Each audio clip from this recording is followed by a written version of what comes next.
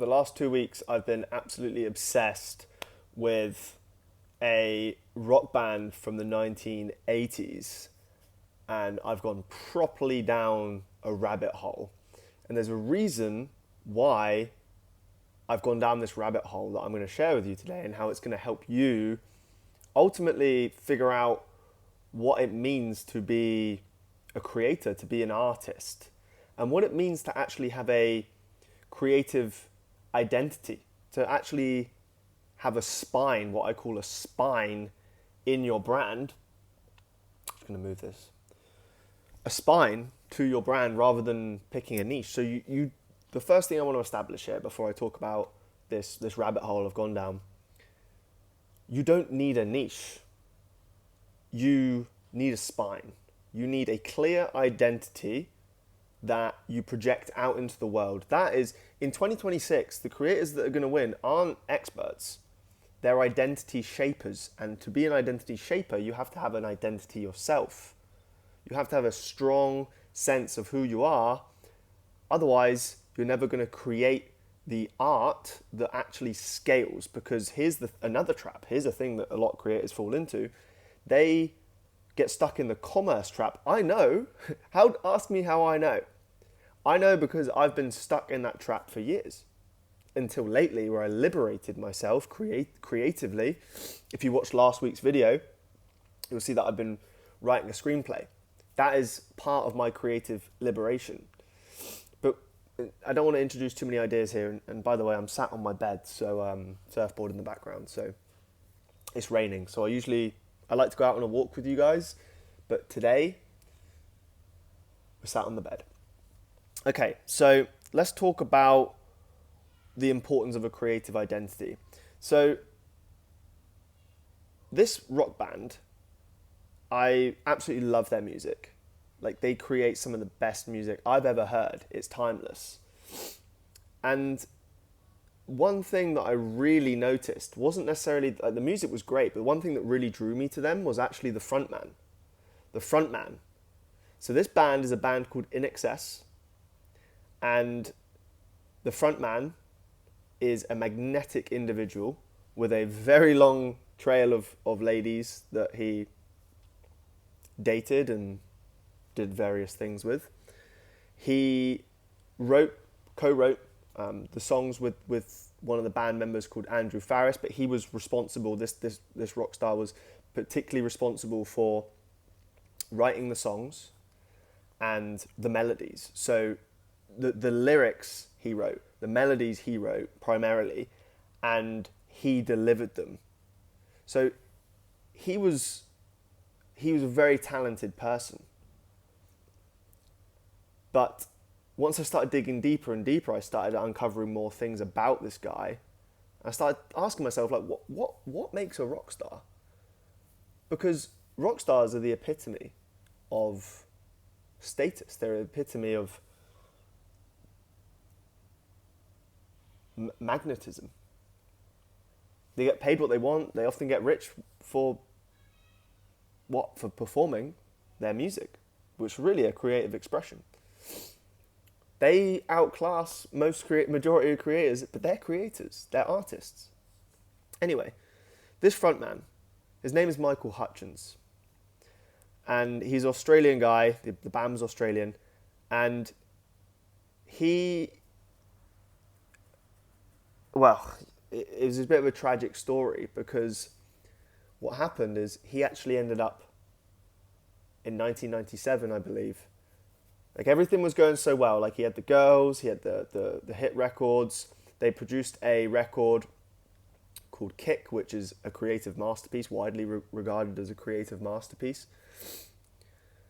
But tragically, in 1997, he committed suicide. He actually killed himself. And it made me realize that rock stars, like, this isn't uncommon for a lot of rock stars, but the thing about rock stars, what makes them a rock star, is their whole life is a drama. Their life isn't a story, it's a drama. Every moment is a creative expression. And so, what I want to talk to you today about is how you can channel the behaviors, the traits, the kind of rock star energy, and put that into your brand so that you have a strong spine, a strong identity, because that's one thing that rock stars have, is a very strong identity. So to start off with, I want to make it very, very clear that rock stars are rock stars before they are a rock star. What do I mean? It's about the person. Their person is their future is almost predetermined when they identify as being a rock star. When they identify as being someone that can shine very brightly, that has something inside them that they want to express with the world. And so most creators are stuck walking around, maybe they're not, maybe they're sat at their desk, with this identity that says, I am not enough. I am not that person yet, right? The problem with this is when you hang on to that old identity, you are saying, I am not that thing. And the world will treat you that way until you shake that identity and say, no, I am that right now. But what identity do you have right now?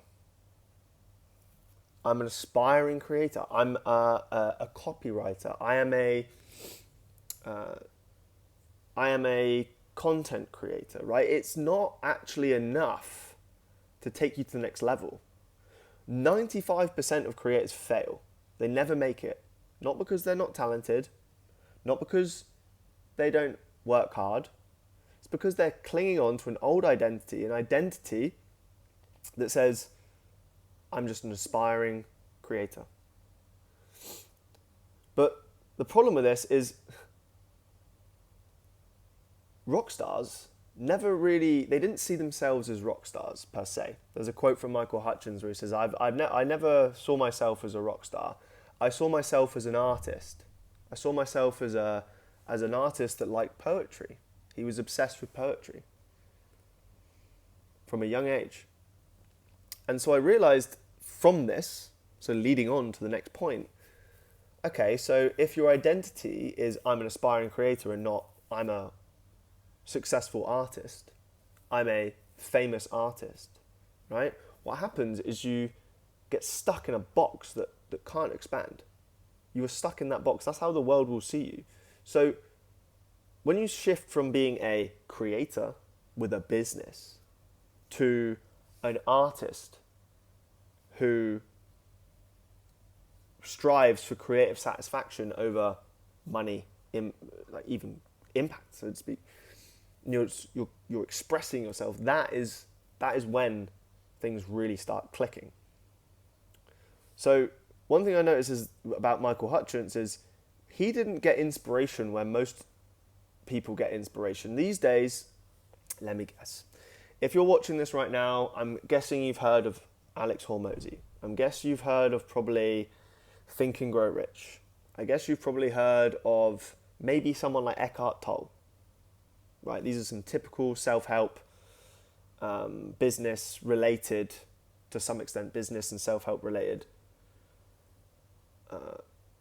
texts, individuals, places to get ideas from. The problem is when you're striving to be, I don't want to use the word striving, when you identify as an artist, now you are not looking to regurgitate the same ideas as everyone else. You want to be unique, you want to develop a unique perspective. So you can't be looking where everyone else is looking, and Michael Hutchence certainly didn't. He was, from a young age, obsessed with poetry. Poets like Lawrence Ferlinghetti. He read books like Charles Bukowski, Notes of a Dirty Old Man. He used to analyze that with friends. He used to analyze that with I think he had a girlfriend at the time. And so very early on, he was looking in these kind of like almost obscure places. Now with social media, no one reads anything. And when they do read, they read the same shit as everyone else. So no wonder we have a stagnation in creativity. People think they're being creative. No, you're just regurgitating. That is not creativity. And this is where a lot of creators go wrong. First of all, they have an identity that says, I am a aspiring creator, or I am an aspiring whatever, rather than I am a successful artist, first of all. Secondly, where they look for their inspiration is the same place as everyone else. So their expression, whatever goes in, comes out. Their expression sounds like the same as everyone else. How are you ever going to stand out? Rock stars had an obscure taste. They followed their weird curiosities about content they wanted to consume. So Michael's diet of content was, poetry, obscure books. There's a book, great book, right? This book, you're going to love this book. It's called Perfume, The Story of a Murderer. And essentially what it is, it's about a perfume apprentice. And from a very early age, he lives a very deprived life. He's orphaned. He's not really wanted, but he has this tremendous sense of smell. But he himself doesn't have a smell. Like I have a smell, right? He doesn't have a smell. You have a smell. And the way this book talks about smells, you create a sensory experience in your mind that creates you can smell the smells that this writer is encouraging you through his words. Doesn't encourage you, he just writes so descriptively that your brain turns on and starts smelling things more intensely than you've probably smelled anything in the last year.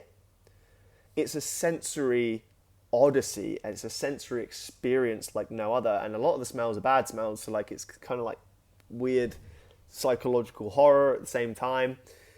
I think Kurt Cobain was talking about this book. It inspired a song, and he said when he reads it, he wants to cut his nose off, which is a horrible thing to say, but it's very Nirvana. Anyway, Michael Hutchence was reading books like this.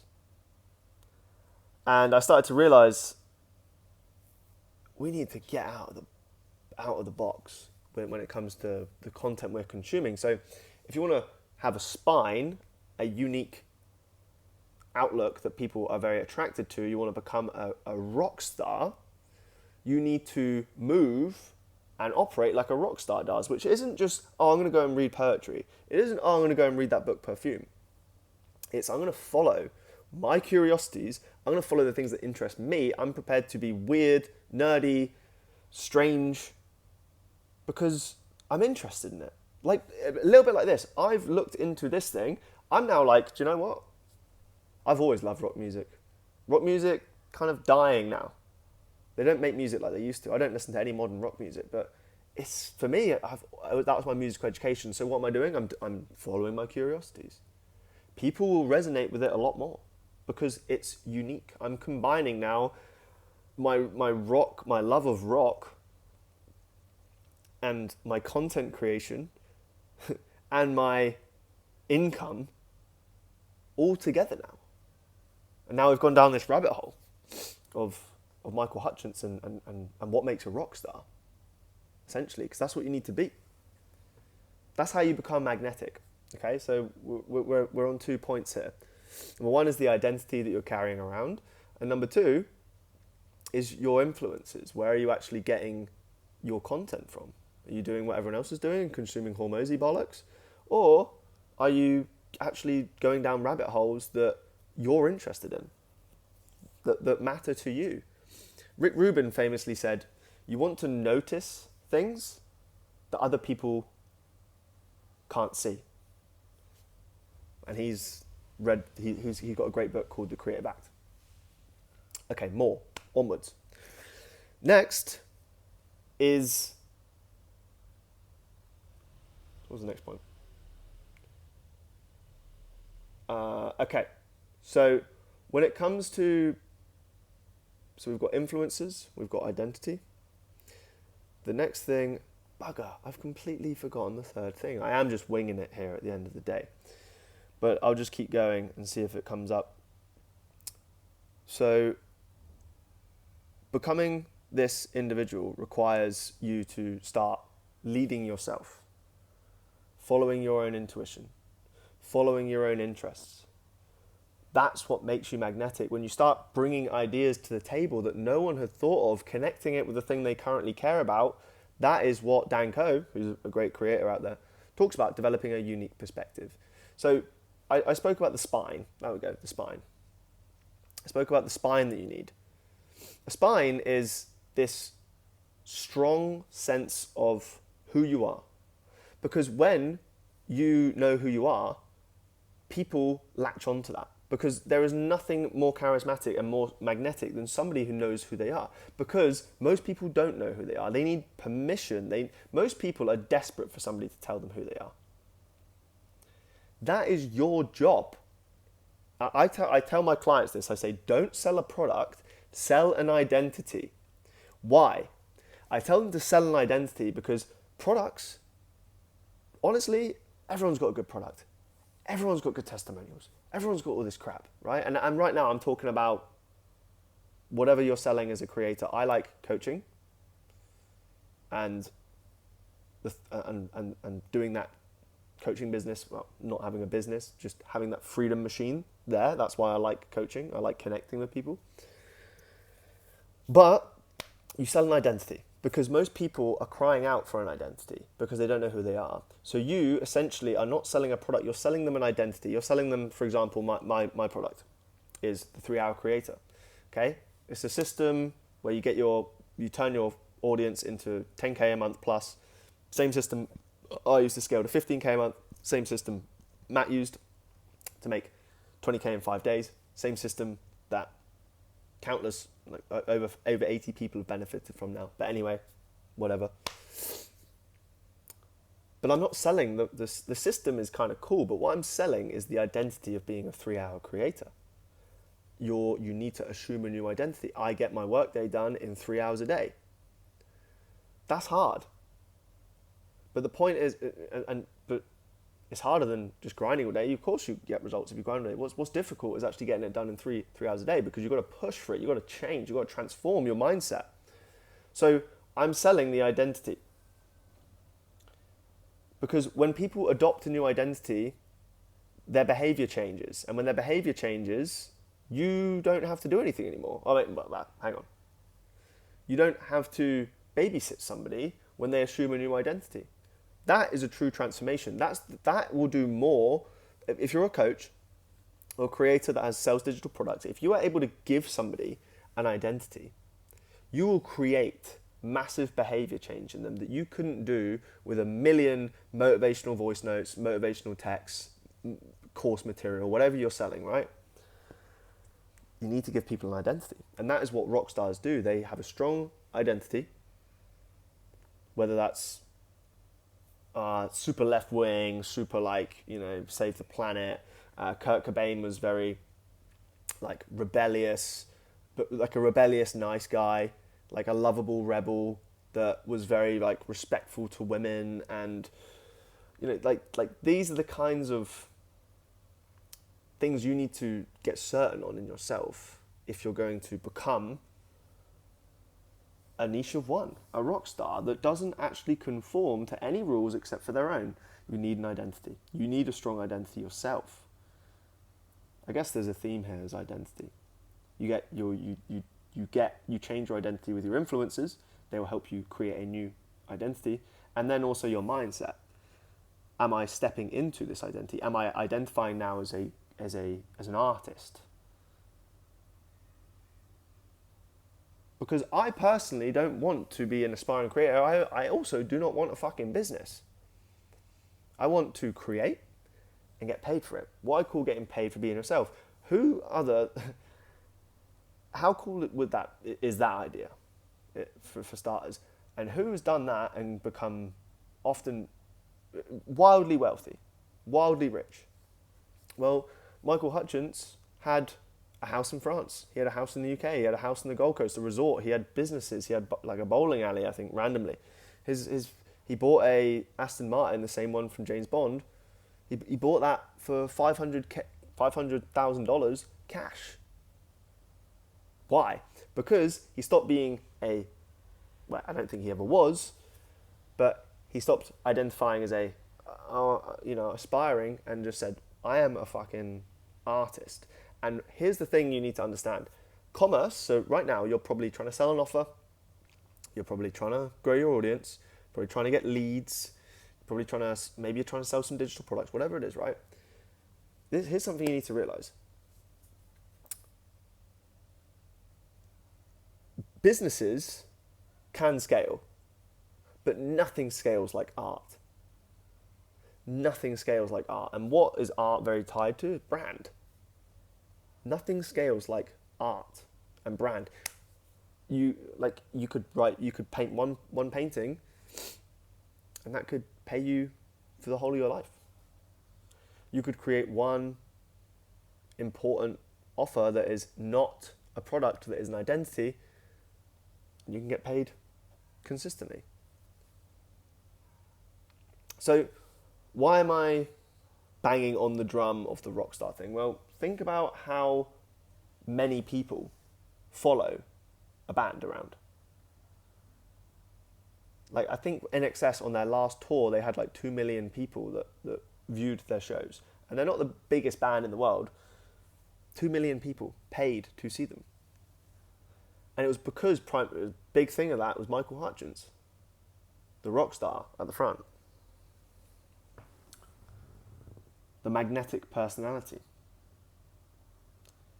You need to become that in your own brand. You need to stop thinking like an aspiring creator. You need to start thinking, I am a motherfucking rock star already. And I know the word rock star is a bit cheesy. Oh, Dan's going on about rock stars. Oh, that's so he's such a wannabe. I don't give a fuck anymore. This is what you need to be doing. This is what I'm doing. I don't want a business. I want to become a fucking niche of one, rock star in my own right. Maybe one day I'll make some music. I don't know. This is my music to you. This is my creation. This is my art. This is my art. I'm doing it. You need to do it too. Stop fucking around. Start exploring your curiosities. Shift your identity. You are no longer an aspiring creator. You are no longer an aspiring coach. You are no longer doing a side hustle. You're a fucking artist. You're a fucking rock star that can't be replicated. Don't change your influences, but analyze your influences. You don't have to go and read those books I told you about. You don't have to go and start reading poetry, but I've been doing it. I went and started writing my screenplay. I have been exploring this music thing, this musical history thing of this band, right? Going down this rabbit hole. You need to go down rabbit holes.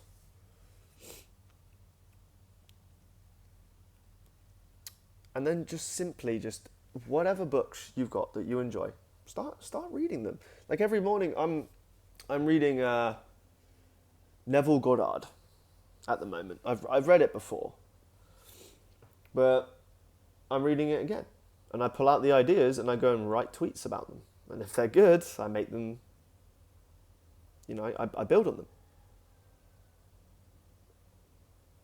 So I went on a few tangents today. But the most important thing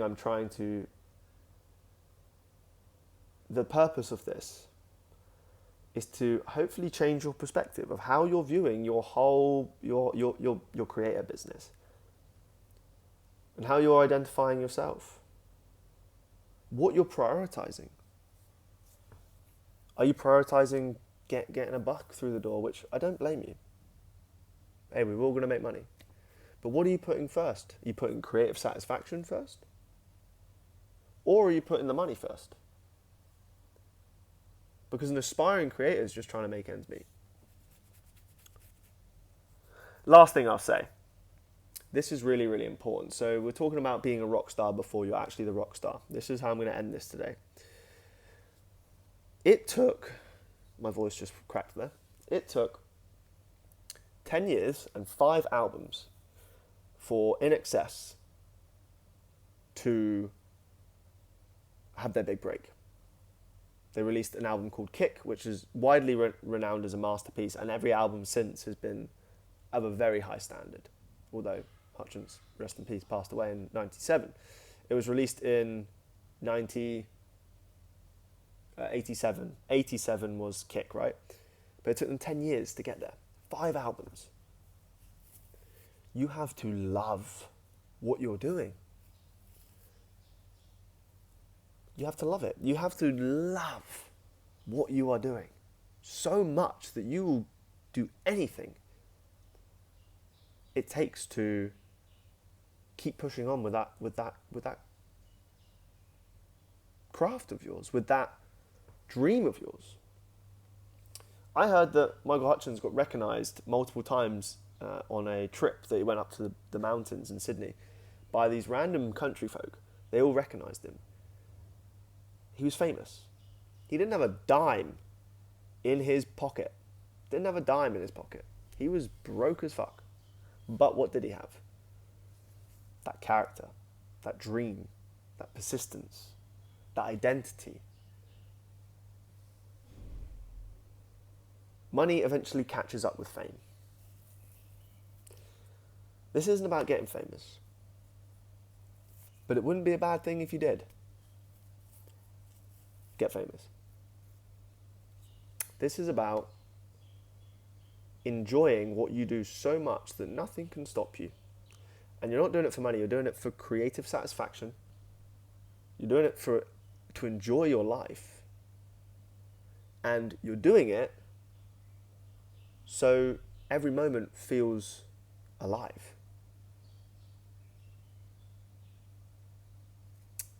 And I guess the more shallow, this not shallow, but like the more surface level things that we want is we want leverage. I like the idea of 2 million people paying me to come and see me do my art. That's what INXS had. I quite like that idea, personally. So I guess I'm, in my own way, done playing small. Maybe I'm entering my rockstar era. Maybe that's what it is. Maybe I'm not going to... I know how to play guitar. Not much of a singer, but maybe one day there'll be some music. But right now, my art is this. Talking to you. Sharing ideas. Writing.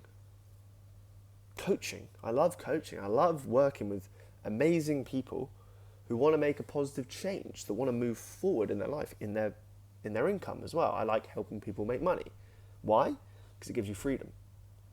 The freedom to do what you want. Mark sold his company. And now he's a full-time musician. I think that's pretty cool. He has creative freedom. Connor, when he came to me, he had zero... Battery nearly died. He was making $0 a month from his brand. We took him to 13k a month within a few months. Recently, he's been hitting 45k a month. And he spends like 3 hours on his business, and then he makes lifestyle vlogs. He's entering his rockstar era. He's doing what he really wants. And then even just people like Ahab, who was a radiologist working 80-hour weeks in a hospital. Within a few weeks, he'd signed 2 clients, 2.5k each, pounds. Ended up renting out his flat and moving away because he had a remote income. And went and travelled around Asia with his family. These are just a few of the stories. There's so many. I don't want to make this, about how much money you can make, but you can. When you start prioritizing expression, what you really want to do, what you really want to create, and you stop following the crowd. So that's my message today. That's my message. I hope you enjoyed this. If you are ready to enter your rockstar era, I am currently taking on a few one-to-one people to work with me privately next month. If you want details on that and you want to you're like, oh, I like this guy's energy and I think I can learn some things from him. And I think he can push me in the right direction, give me some clarity and just help me unlock my creative freedom in my own life, creative satisfaction, and also generate more income, a 10k per month income, turn that audience you have into a 10k plus per month freedom machine that fuels your life with just 3 hours of work a day, which is what I really specialize in helping people with. There's a link down below to join my Substack, where I'll be sharing.